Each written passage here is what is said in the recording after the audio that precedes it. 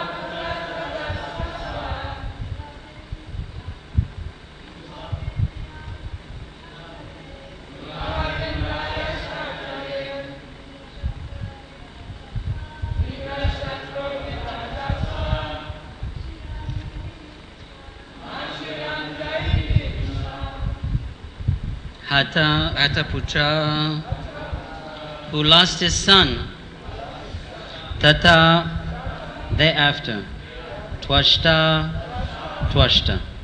Juhava, performed the sacrifice, Indraya, of Indra, Shatrave, for creating an enemy, Indra Shatro, O enemy of Indra, Vivadaswa, increase, Ma, not, Chigam, after a long time, Jahi, kill, Vivisham,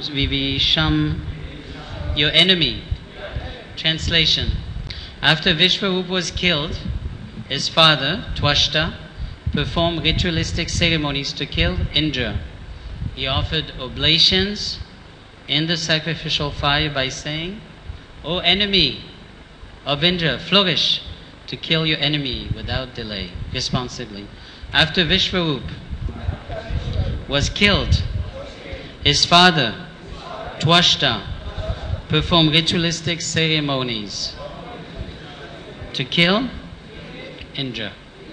He offered oblations in the sacrificial fire, saying, O enemy of Indra, flourish to kill your enemy without delay. Purport by His Divine Grace A.C. Bhaktivedanta Swami Srila Prabhupada Ki. There was some defect in Twashta's chanting of the mantra, because he chanted it long instead of short, and therefore the meaning changed. Twashta intended to chant the word Indra Shatro, meaning, O enemy of Indra. In this mantra, the word Indra is in the possessive case, Shashti, and the word Indra Shatro is called Tatpurusha, compound, Tatpurusha Samasa. Unfortunately, instead of chanting the mantra short, Twashta chanted it long, and its meaning changed from the enemy of Indra to Indra, who is an enemy. Consequently, instead of an enemy of Indra's, there emerged the body of Vritasur, of whom Indra was the enemy. After Vishnu killed his father, Twashta performed ritualistic ceremonies to kill Indra. He offered oblations in the sacrificial fire, saying, O enemy of Indra, flourish to kill your enemy without delay. Hata putras tata Twashta, Jadwandraya Shatrave, Indra Shatro Vivada Swa Machiram Jahivi Di Dwi Sham. Om Jnanatimirandasya Jnananjala Shalakaya Chakshu Militam Jaina Tasme Shri Gurave Namaha Shri Chaitanya Manobishtam Jaina Swayam Rupa Gadamayam Datati Swapadantikam Shri Krishna Chaitanya Prabhu Nityananda Shri Advaita Gadadha Shivasadi Gaur Bhaktavinda Hare Krishna Krishna Krishna Hare Hare Hare Rama Rama Rama Hare Hare Vanchakalpatarubhyacha kipasinyubhyaivacha patitanam pavanebhyo vaishnavebhyo namo namah. Nama Om Vishnu Padaya Krishna Pashtaya Bhutale Srimate Bhakti Vedanta Swaminiti Namine Namaste Saraswati Deve Gauravani Pacharine Nirvishesha Shunyavadi Pachatateshtarine. Hridaya Maharaj makes a joke. He says that he explained how in Vedic times they used to perform these yagyas. So there was many Brahmins chanting mantras. Then there was a referee, and he would make sure that all the mantras were chanted properly. But in this age, he says, devotees can't even chant their own name. So it's not possible for us to do all these mantras. I know when I got initiated, it took me 2 weeks to understand my name. I couldn't even understand what... It took me, even now I say my name because of my French accent, people can't even say my name. So what do you speak of mantras? It's not really possible. So actually this comes well because I just want to go back to the Narayan Kavacha also. I don't know if you remember the first four to 8 verses of the Narayan Kavacha. And these 4 verses tell you how to prepare yourself to chant the Kavacha. It's very difficult. First you have to bind. It says that the first thing is that you should... thus in the following manner he should bind himself with the Narayan coat of armor. So the beginning is not too difficult, you know. You should wash your hand, clean the legs, perform Achman, chant, Apavitra Pavitra Va. Then you should touch Kushaga, sit gravely, silently facing the north. That's not too difficult. But then what you should do is you should touch the mantra composed of 8 syllables to the 8 parts of your body. Touch the mantra composed of 12 syllables to your hands. And while you chant the 8 syllables, you should touch your hands to 8 parts of his body, starting with 2 feet, progressing systematically to the knees, and so on. Then you should chant the mantra in reverse. And then they follow that you should conclude with the index finger. You should actually touch, you should place the syllable of the mantra on the tip of your fingers, beginning with the index finger on the right hand and concluding with the index finger to the left. And the 4 remaining syllables should be placed on the joints of the thumbs. I'm not sure if you know how to do that. So, and then that's the second part what you're doing, is you should chant. In this way, all direction will be bound with the protective armor of the mantra. So, not only chanting the mantras, but to prepare for the mantra, you have to bind the mantra to yourself and bind the mantra to all the directions. So this is not for us. It's not, and even we see Twashta made a mistake. I guess there was no referee for him. I guess he was so angry, so passionate, that he chanted the mantra in a rush and he made that big mistake. So Prabhupada says that even on the royal roads there's accidents. He says that in a purport in the Bhagavad Gita, where he says that men are naturally attracted by many women. And even though it's accepted in the Vedic custom to have many wives, it is dangerous to follow the Vedic custom, because any time there can be an accident. Like for example, the example of Nrisimhananda, right? He became a lizard. That's my French accent, Riga. So what did he do? He was offering all these cows in charity. And then one cow came back to his lot and he gave it to another Brahmin. So because of that, even though he was perfect, Yama said your life is perfect, except one thing, the cow that came back, and you give it back to the Brahmin. It wasn't his fault. But because he was following the Vedic mantras and he made a mistake, he had to become a lizard. Obviously he got saved by Krishna, he got touched. But still, it's the example Prabhupada gives that it's not, and there's so much danger in following the Vedic mantras. It's like you pray to Krishna, give me $100. So Krishna says, okay, I'll give you $100. But if you tell Krishna, I'll do whatever you want me to do, Krishna said, okay, I'll give you $1,000. In the sense that whatever you need, Krishna will give you. But if you pray to Krishna just for the minimum, just for you what you want, then Krishna also will provide you. You're chanting every day, you're going to Mangalati, doing little seva. Okay, I'll help you. But if the surrender is great, if the amount of the surrender is huge, then Krishna will give you everything. Obviously, sometimes he may not give. That's the problem. And the demigods will always give. But, is it working? I turned it off. But the amount of the demigods, sometimes they will always give. But sometimes, did I touch something? It's working. No, you can hear me, no? Sorry. So,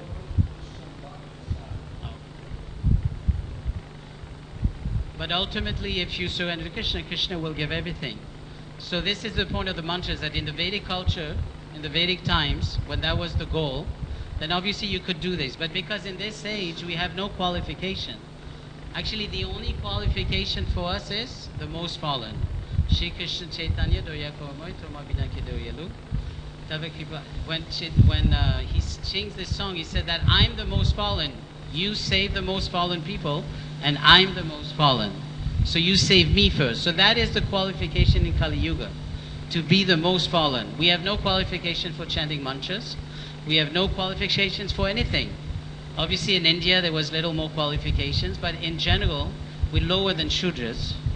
We like Yavanas, we're coming from families, and even in India it's quite degraded now. So there's no qualification to do anything. But our qualification is the most fallen we are, we become qualified. So we're not qualified for all these mantras. Even Twashta made a mistake. So our qualification is just to surrender. So sometimes Prabhupada was not so much into all these kavachas. He was not so much into, even when we chant Hare Krishna, I know I love to chant after Hare Krishna, Haribol, Prabhupada, and the name of the deities, but he was not into it. He was really wanted us to concentrate Shri Krishna and Hare Krishna. That was our focus. But because this process is simple for simple-minded, it's complicated for complicated-minded, we're thinking there must be more. And we do this in this way to avoid actually facing reality that we have to surrender. Because in one purport of the Gita, Prabhupada says that we can surrender in 1 second. All you have to do, accept that Krishna is God and I'm servant of Krishna. 1 second, you accept that, you're liberated. You're already in the spiritual world. But we have to do it. And that is difficult, to really face reality that we have to surrender. So the mind is so complicated, it's trying to find so many other ways not to surrender. I always repeat this example, but I like it a lot. In the Vaishnava K book by Bhaktisiddhanta, Jayapataka Maharaj explained how the mind doesn't want to surrender. So after a while, when you join Krishna consciousness, the mind realizes, oh, I don't think that's what I wanted to do. So it has to get out, but it can't get out because it said yes already. So then it has to find a reason. Like for example, I'm telling my friend I want to help you move today. But then I'm thinking, no, I don't want to move. But I can't say no, I said yes. So then I'm thinking, you know when you spoke to me last night? I don't like it, I'm not going to help you. So then the mind is thinking, look how he eats, he's so fat, he's been in the ISKCON for so long. Look, so many politics. So then the mind is finding so many reasons not to surrender. So in this way we get affected by not focusing on the mantra. We're thinking astrology, we're thinking kavachas, we think all these things can be used, that's no problem. But our main focus is to sit down and chant. And the chanting is not just sitting down and chanting 2 hours, but it's our behavior in the day. How I react with devotees, how I react with my service, how I deal with others, how I deal with situations. And then I'll be able to chant, because my quality of chanting is not based on me, it's based on Krishna's mercy. There's one example I gave before, but for me it was quite evident. When the children were born, and for many years, I had to do so many things, work, do service at home. So although I always followed everything, my chanting was not good quality. Really bad quality, but I was chanting. So then I was invited to Radhadesh for 2 weeks for preaching. And at that time I could chant my rounds 2 hours in the morning, and the quality of my rounds was so good. For me, I could never believe it, because I did my duty and still continuing spiritual life. Krishna was pleased and gave me mercy by the chanting. So it works in this way, that we have to please Krishna and Krishna gives us mercy. But our only business is to really just cultivate our relationship with Krishna. The devotee doesn't want to do anything that will separating or that will break his relationship with Krishna. That's his goal. He doesn't want to break his relationship. He wants to increase his relationship. And our business is basically us and the chanting. Everything else is, obviously we have to do our duties, we have to do our services, and this will give us power to chant properly. It will purify us. We don't have the qualification. Prabhupada, there's an example of one devotee from South Africa, not South Africa, from Kenya.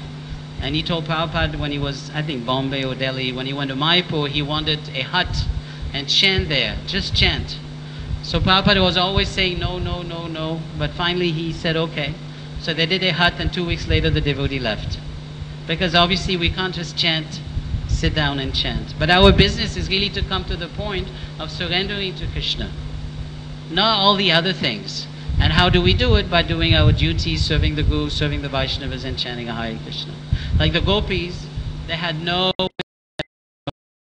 They just loved him. They just wanted to be with him. They just wanted to do things for him. They didn't know Vedic mantras. Like when Krishna and Balaram sent their friends to the Brahmins, tell them Krishna Balaram is hungry. Tell them we want to eat. So they went, and the Brahmins said, we're so busy, you just chill and go away. We're doing so many Vedic mantras, and we're so busy, you go. Then they went back, they were despondent, and Krishna Balaram said, don't worry, go to the wives. And the wives said, sure, we'll cook for Krishna Balaram. So the Brahmins realized later how great their wives were, because the goal is Krishna. The goal is not the mantras, it's not the Vedic mantras, it's not the rituals. The goal is to achieve Krishna. So even though they were village girls, they had Krishna in the palm of their hands. Krishna would do for them whatever, because of their love, of their surrender. When Krishna has this headache, you know the story, no one wanted to give him the dust of the feet. You know, Krishna had a headache, Narada Muni said what to do, and Krishna said, I want the dust of the feet of my devotee. Narada said, who's going to give the dust?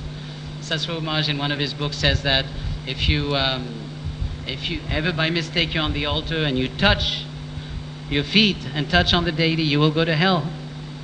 Because obviously how you can touch your feet and touch the deity? Put your dust.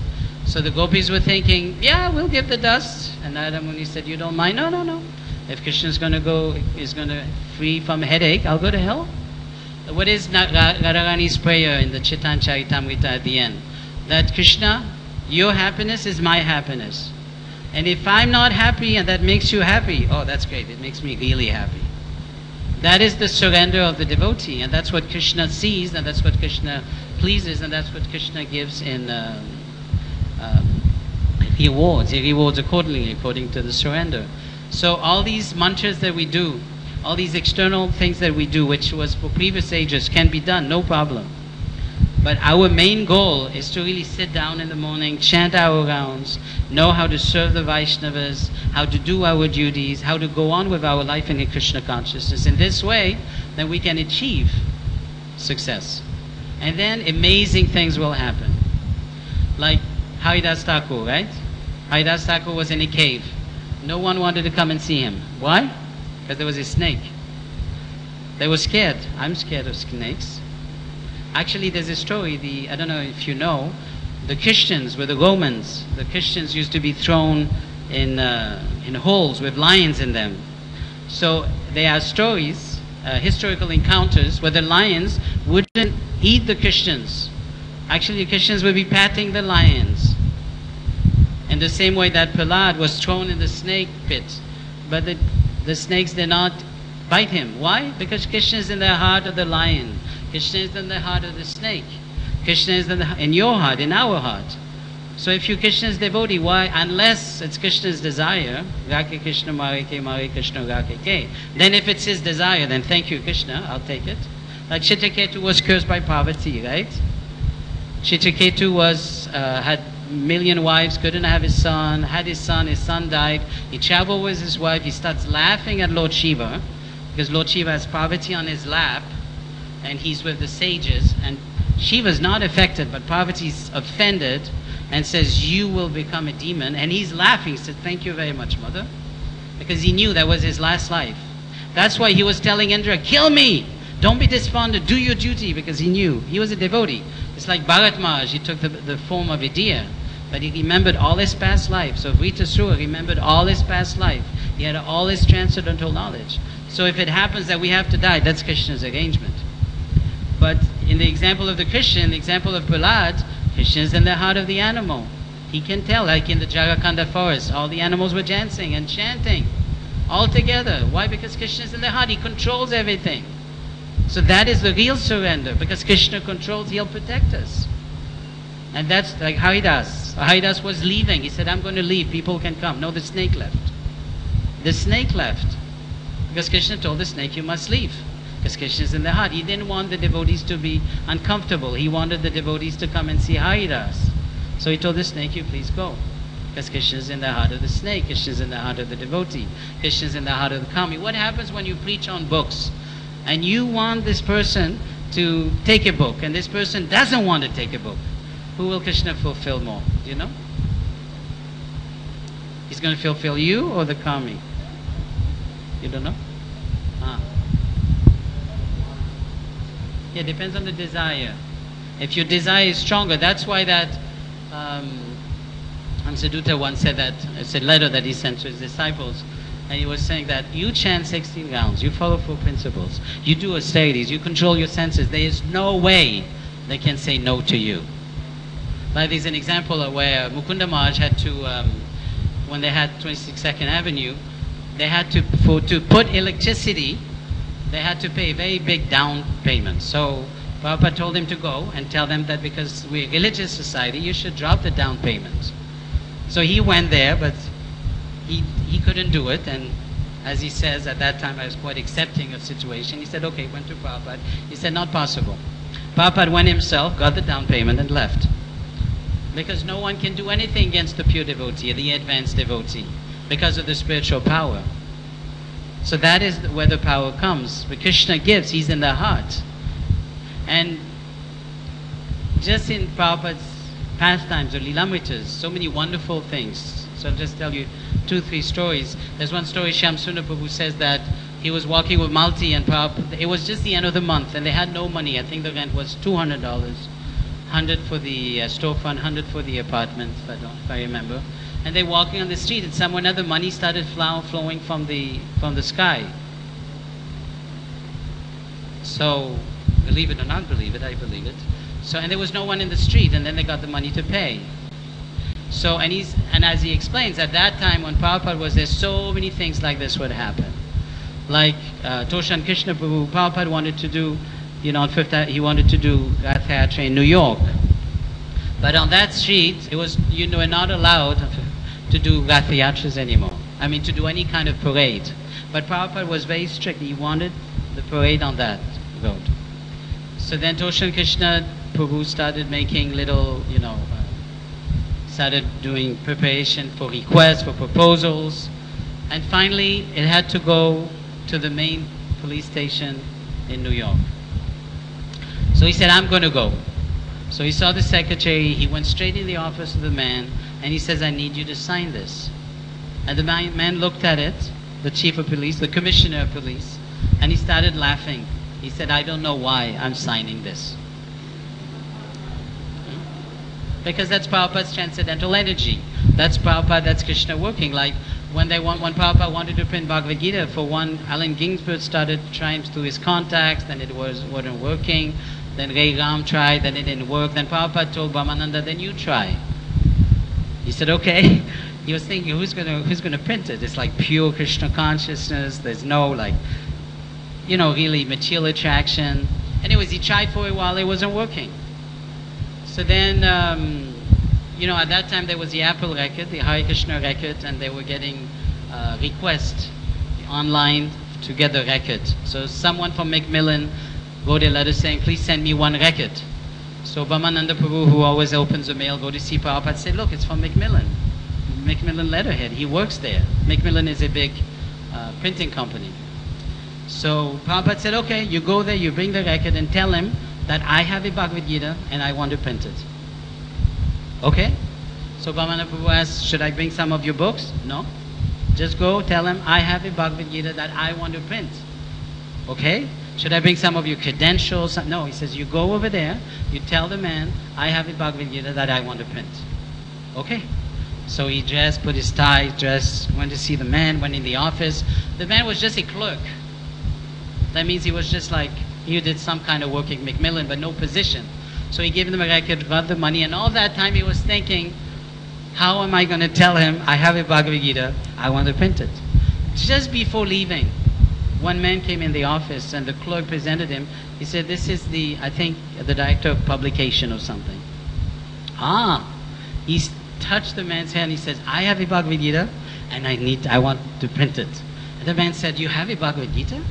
Very nice. I'm looking for a Bhagavad Gita to print. Is it all translated in English? Yes, it is.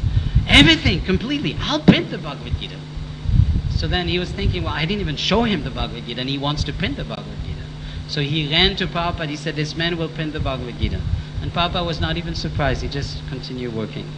So these are the amazing things. And even in our lives, we can see little by little.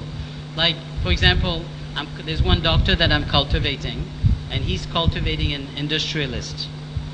So when I was speaking to him on the phone, this man asked me, when are you coming to Calcutta? I said, I'm coming next week because I have to fix my computer. He said, oh, just send the computer. I have an IT of maybe 20 people, and I'll fix it.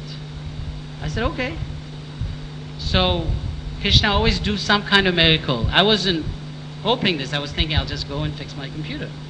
So I'm sure if you study your lives, you'll see there's so many little miracles that happens in this way. And now this industrialist, actually, he's chanting on clicker 4 rounds, and he's distributing clickers at the golf course. So, they go for golf. This doctor is a colonel in the army. So they all meet, I don't know which day, on the golf course. And now he's distributing clickers. He has in his pocket some clickers, and he makes them chant, Hare Krishna.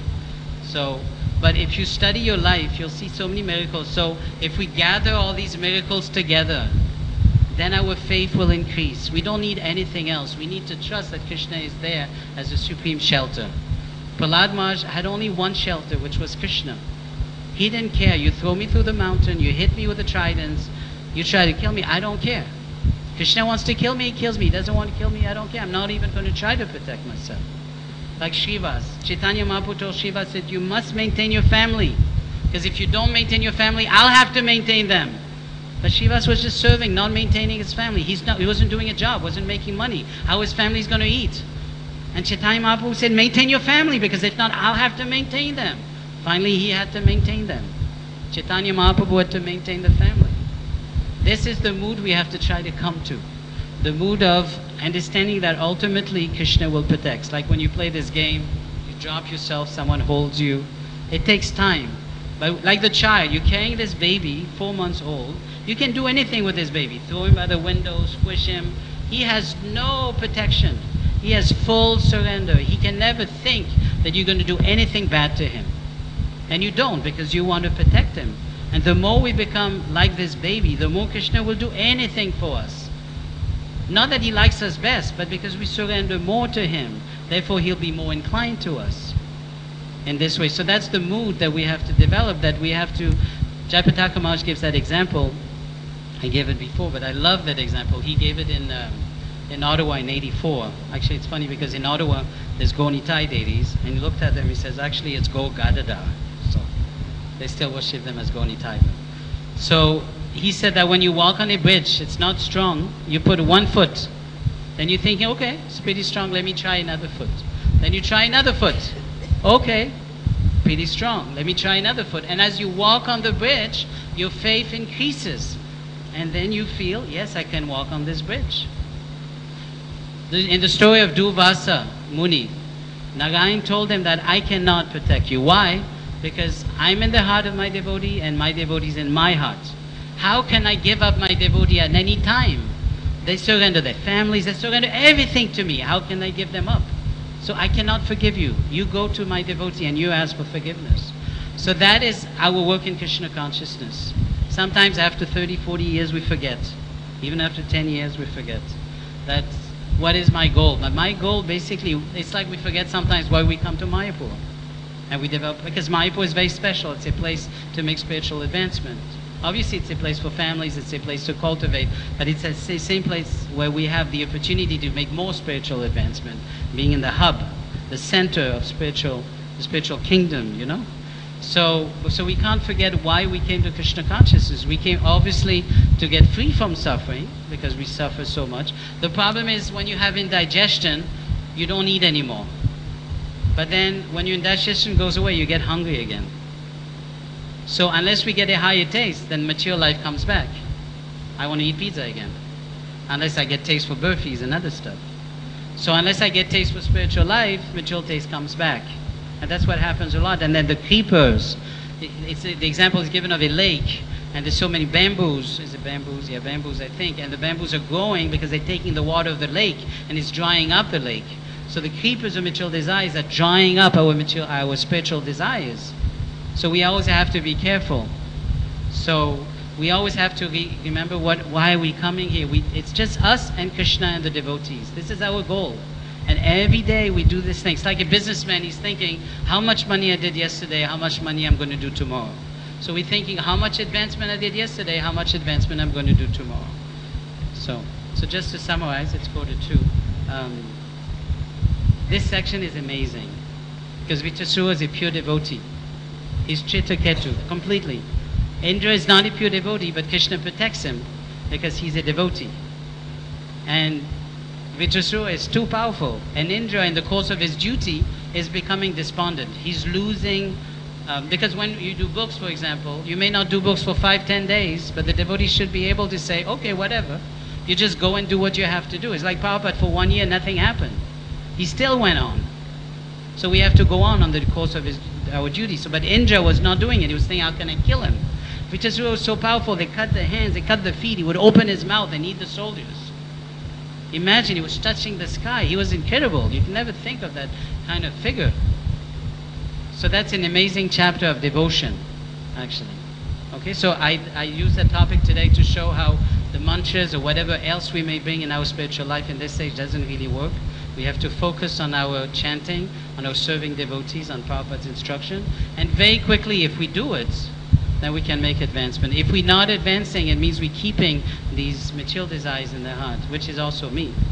So it takes a long time, but by association we can do it. So thank you very much. Any question or comments? Yes, Prabhu. Yes.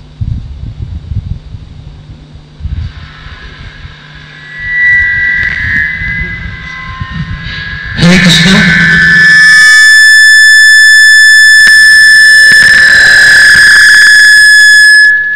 Hare Krishna. Prabhuji, it has been emphasized today to the maximum possible to avoid any offences while doing chanting. That's the main. See, it's to the maximum possible to avoid offences while chanting. Isn't it, Prabhuji? But suppose, while chanting and going around the streets or somewhere else, suppose if a devotee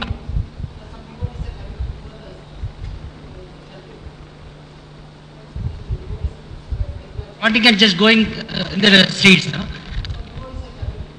So then generally we had to submit for the Dandavat and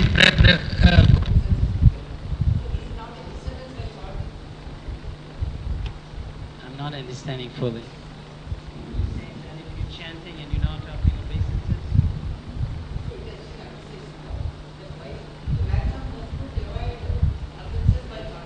While chanting.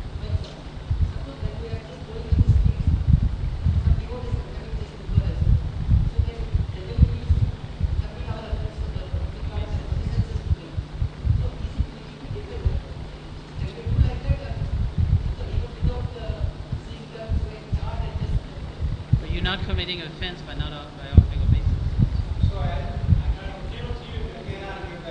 I think he's saying that when you're chanting, if you offer obeisances to devotees, is that offensive? Is that what you're saying? That if you're chanting, you offer obeisances, it may be offensive? Yeah, it's not offensive.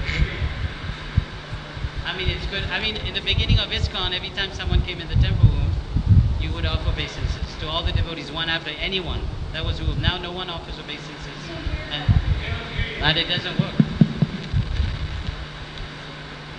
Okay, next time. His question was that is it offensive to offer obeisances to a devotee when you're chanting? I told him no.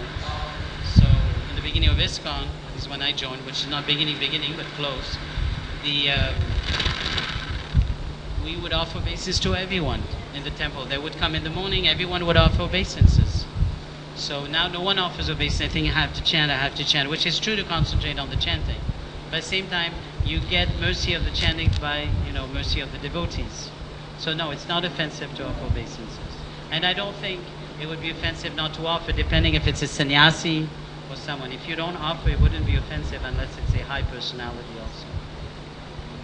Okay, I think we have to stop. It's 1:45. Huh? Yes. Hare Krishna. Puji, as you told that we should pay our all attention on chanting Hare Krishna. We should not chant other Kavach mantra. But already you know that Guru Maharaj is chanting Narsingh Kavach every day. So no, I didn't say you shouldn't. Yeah, no, actually. No, I don't say that you shouldn't chant. You can chant, but the ultimate thing is Maha Mantra. And you can't compare Guru Maharaj to us. Okay. No, you can chant. I used to chant Nrisimhananda Kavacha also. When I was Guru Maharaj for 2 years, I was chanting Nrisimhananda Kavacha also. But so that you'll get benefits. But ultimately, the Maha Mantra is for fallen people. And I consider myself quite fallen. So we're going to stop now. Thank you very, very much. Hare Krishna.